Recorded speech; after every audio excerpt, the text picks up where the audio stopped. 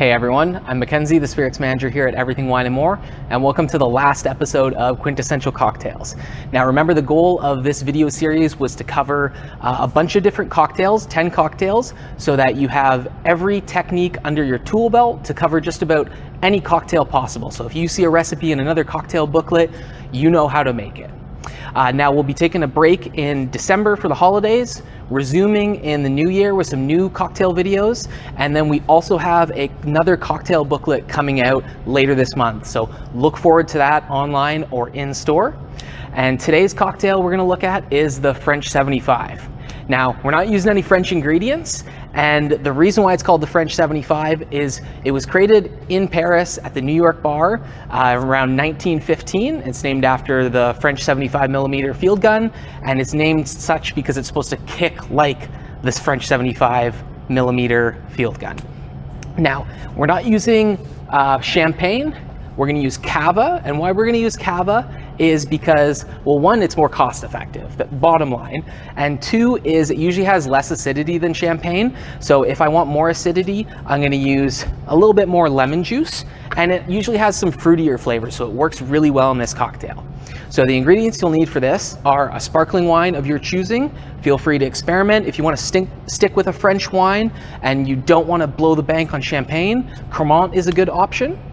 We're going to need a good gin, fresh lemon juice, and then just some simple syrup. So essentially this is a gin sour topped with sparkling wine. Now you can take your favorite sour, whether it be a whiskey sour, pisco sour, a margarita, a daiquiri, top it with sparkling wine, and you've got a nice riff on the French 75. Now if you know me, you know I love tequila, so I love my margaritas topped with sparkling wine. Now let's get into the cocktail itself. We're going to start with 1.5 ounces of gin. So I'm using Still One gin out of St. Albert, really good London dry style juniper forward gin. And I'm going to use 1.5 ounces of that guy.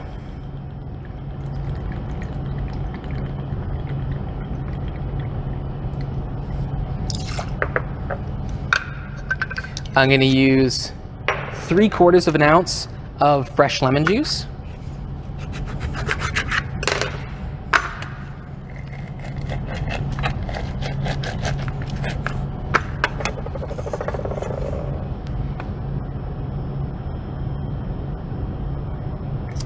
And then we're going to use 1/4 ounce of rich simple syrup. So rich meaning 2 parts sugar to 1 part water. A lot of times the recipe will call for just plain old 1-to-1 simple syrup. I just like to cut back on the water just because the main purpose of simple syrup is to sweeten it. So I'm going to do half the water, but the same amount of sugar for this cocktail. So if you're using 1-to-1 simple syrup, you're going to do 1/2 ounce to get that same ratio of sweetness. Okay, so I've got my lemon juice, simple syrup, and gin in my cocktail shaker. I'm gonna add some ice and give it a good shake for about 10 seconds or so.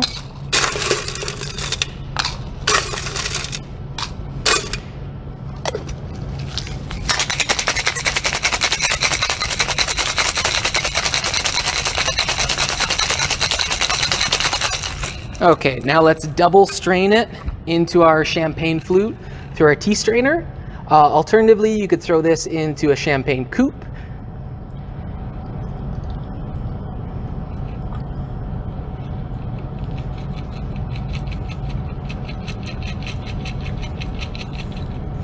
Let's get every last drop of gin in there. Give the tea strainer a little tap. Perfect. Okay, now let's open up our sparkling wine. It's so fun to open up sparkling wine and have it shoot everywhere, but let's not waste anything. So let's take a second to talk about how to open sparkling wine properly. I need a towel. Always bring a towel. And let's get rid of the foil. Okay, and I'm gonna put my towel over top now that I've removed the foil, and I'm gonna untwist the cage. And I'm just going to remove that cage gently, and I'm going to hold the cork, and I'm going to twist the bottle. So hold the cork firmly and twist the bottle. Don't twist the cork. And it might not have that super satisfying big bang, but at least you're not wasting any sparkling wine. So I'm going to top my cocktail with sparkling wine now, and a little trick to make sure that it doesn't foam over is I'm going to put my bar spoon in the glass, and I'm just going to run the sparkling wine down the end of the twisted bar spoon there, and it's going to stop it from overflowing. That's good. And now to garnish it, I'm gonna garnish it with a nice lemon twist. So I've got this little tool here, and I'm gonna peel it over top of the drink so all those citrus oils that are being expressed as I peel are expressed over top of the cocktail. That should be good. And I'm just gonna give it a little twist around my bar spoon.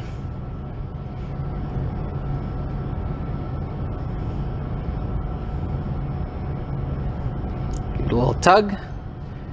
And then I'm gonna rest it on the side there. Beautiful. Now, like I said, my favorite twist on this uses tequila. So I like to make a classic margarita or a Tommy's margarita. So I'm swapping the gin for tequila, the lemon for lime, and the simple syrup for Cointreau and or agave syrup. And then I'm gonna top it with sparkling wine. Anyways, let us know in the comments what's your favorite riff on the French 75. And if there's a cocktail you'd like to see us make in the new year, drop that in the comments as well. Anyways, it's been a pleasure. See you guys in the new year.